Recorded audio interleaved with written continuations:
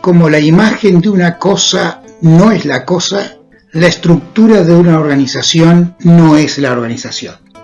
Así comenzaba el reporte en el que se presentaba el modelo de las 7 S en las oficinas de McKinsey en San Francisco. Sus autores lo hicieron luego público en uno de los libros básicos de la estrategia. Veamos pues hoy el modelo de las 7 S de McKinsey, una interpretación novedosa para la época de la estructura y de la organización y cómo podemos hacer uso de este modelo. El modelo de las 7 S fue presentado por Tom Peters y Robert Waterman en el año 1982 en su libro In Search of Excellence. A principios de los 80 es donde se produce el encuentro de las escuelas de desarrollo de la estrategia con el profesor Michael Porter a la cabeza y la teoría humanista respecto de la función de las personas en las organizaciones, que es muy anterior. En el año 82 lo que ocurre es que Tom Peters y Robert Waterman ven a la organización no solo como una estructura, como un organigrama, sino como un conjunto de conocimientos, de talentos, de cultura, y esta nueva visión que hoy por hoy nos parece natural, pero que en aquel momento era novedosa y hasta diría disruptiva, permite analizar a la organización desde otros puntos de vista. Esos otros puntos de vista son la base del modelo de las 7 S. Y a partir de aquí se unen la visión de la estructura organizacional con la visión de la estrategia para continuar un desarrollo que culminará con la estrategia de Tracy Weisman o la estrategia basada en valor, a la cual dedicaremos un video más adelante. ¿Qué es el modelo? Bueno, para empezar, es importante reconocer que hay una diferencia entre lo que es un modelo y lo que es una herramienta. El modelo, en este caso el modelo de McKinsey, es una representación de la organización que pretende mirar a toda una organización a través de una estructura, de una forma que la representa. Esta organización, entonces, para el modelo de McKinsey, está contemplando 7 aspectos, 7 elementos que se interconectan todos entre sí y que son los elementos constitutivos. El modelo se llama de las 7 S simplemente porque estos elementos en inglés todos tienen palabras que comienzan con la letra S, ¿no? Structure, o sea, estructura, sistemas, estrategia, los valores compartidos, el estilo, el personal, el staff y las habilidades, los skills. El resultado de estas interacciones es el modelo. Ahora bien, el modelo toma lo que era hasta el momento la visión normal, que es la estructura, digamos, dura, la estructura hard, el organigrama, los sistemas de trabajo y la estrategia.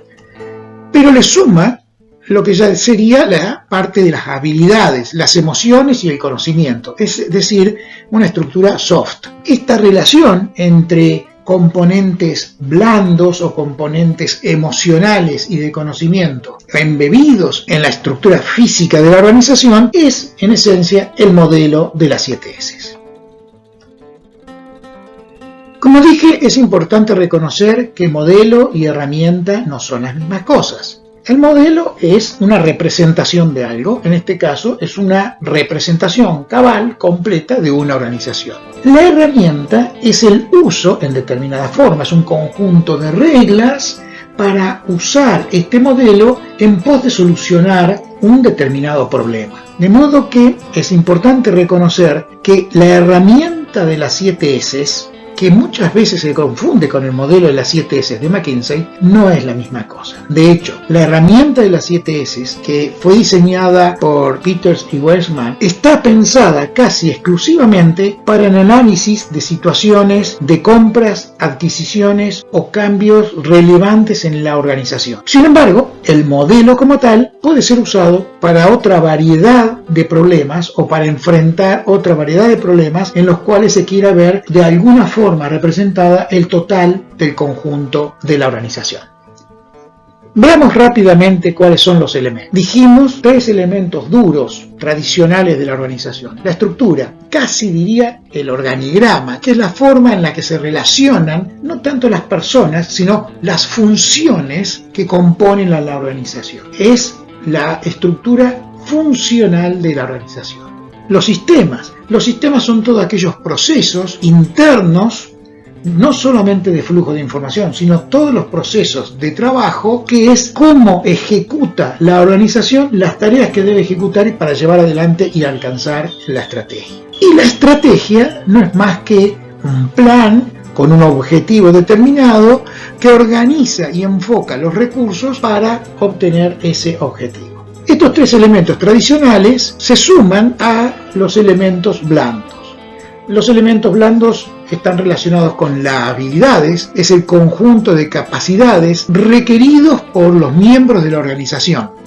No son los que los miembros de la organización tienen, sino las habilidades requeridas para cumplir con el objetivo, para ejecutar la estrategia, eventualmente en la organización. Esta observación es relevante porque podría darse el caso que el conjunto de habilidades de los miembros de una organización sea distinto o difiera en alguna medida de lo que la organización necesita. El personal, el conjunto de personas que forman a la organización, por supuesto, uno de los factores más importantes al momento de ejecutar la estrategia. Y aquí se refiere a las características, perfiles de las personas, no tanto las habilidades que tienen que tener, sino al resto de perfiles asociados que hagan que la comunicación, la efectividad, el compromiso de la organización sea en pos de la estrategia.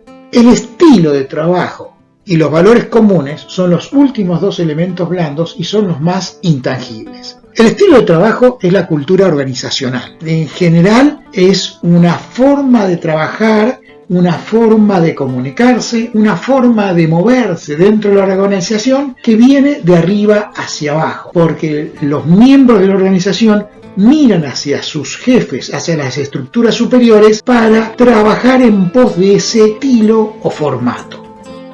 Los valores comunes son los valores compartidos por la empresa, son el corazón de la empresa, lo que alinea a los miembros, por lo que los miembros se sienten pertenecer a la organización.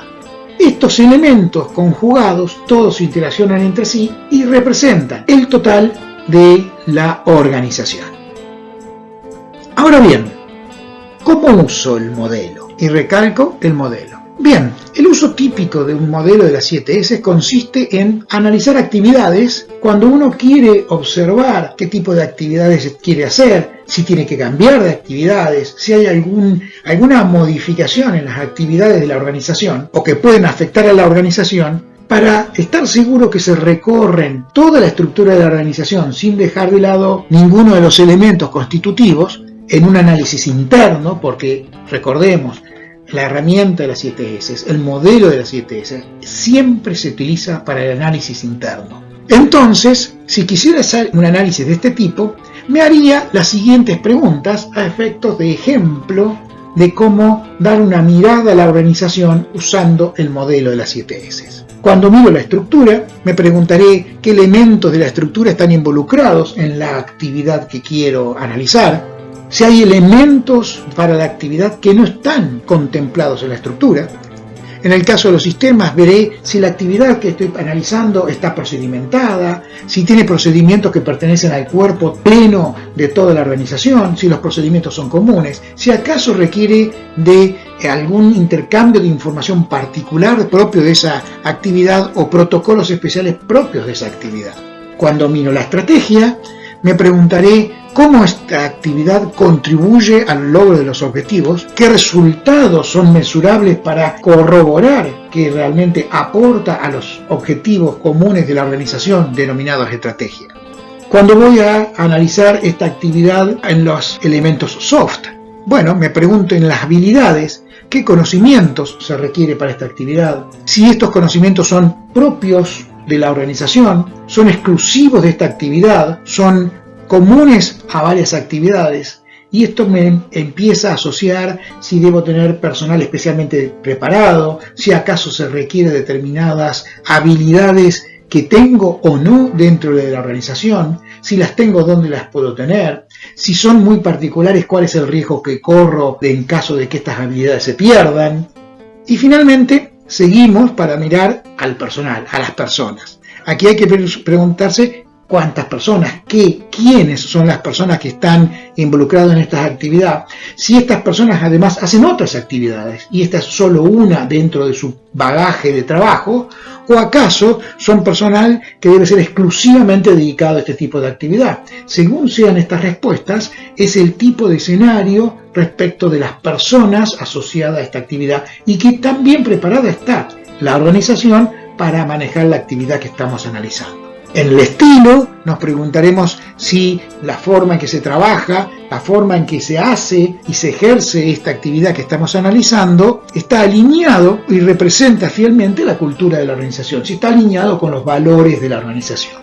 Y finalmente, los valores comunes, cuánto aporta esta actividad a la misión de la organización. Así habremos recorrido y observen que las preguntas van desde factores muy duros, muy propios de la actividad, a temas como las características de las personas, la estructura en general, cómo se involucra las personas de distintas actividades, los procedimientos. Es decir, realmente se recorre toda la organización.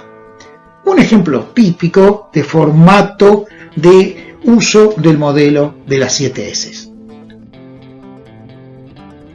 Ahora bien, ¿qué ocurre si queremos aplicar la herramienta de las 7 S de McKinsey? Bueno, la herramienta de las 7 S de McKinsey estuvo protegida por derechos de propiedad durante un buen tiempo. Es libre desde los fines de los 90. A modo de anécdota podemos decir que esta herramienta estuvo en un pleito por propiedad entre Tom Peters, que hoy tiene su propia consultora, y McKinsey. El arreglo de este pleito derivó en una modificación de los contratos que hoy por hoy se aplica, diría, en casi todas las consultoras relevantes del mundo, en el cual al momento del ingreso, empleados de la consultora ya tienen en su contrato especificado cuáles son los criterios de propiedad en el caso de generar propiedad intelectual durante el ejercicio de la función. Bien, la herramienta de McKinsey es en realidad un análisis estratégico en el cual se plantea una representación de una situación futura, básicamente un cambio de tamaño, vuelvo a decir una compra, etc. En el caso que fuese, por ejemplo, una compra, el planteo es la nueva situación, ¿cómo va a afectar a la organización actual? Entonces es básicamente una matriz en la cual se van comparando la estrategia, la estructura, los sistemas, el estilo, etc. Todos los elementos de la organización presente y todos los mismos elementos en cómo quedaría en la organización futura. De esa forma se va analizando para encontrar los más y menos, dónde hay divergencias y se determinan dónde están los elementos o los puntos débiles o críticos que deben tomar alguna acción en particular o merecen algún análisis en particular. En esencia no es más que un mecanismo que parece mucho a un gap análisis. Ahora bien, el proceso es muy complejo. A esta matriz se la nutre con información producto de entrevistas dentro de las organizaciones a distintos niveles para lograr percibir cómo distintos niveles de la organización, cómo los distintos elementos de la organización están en la situación actual y cómo están preparados para la situación futura. De modo que el ejercicio, la ejecución de la herramienta de las 7 S de McKinsey no es un camino fácil, es un camino que usualmente se hace en grupo y lo hacen en general consultores con bastante experiencia. Bien, hasta aquí llegamos. Como siempre, el canal necesita de tu apoyo. Si este video ha sido de tu interés, suscríbete, dale like y compártelo. Gracias. Seguimos en contacto.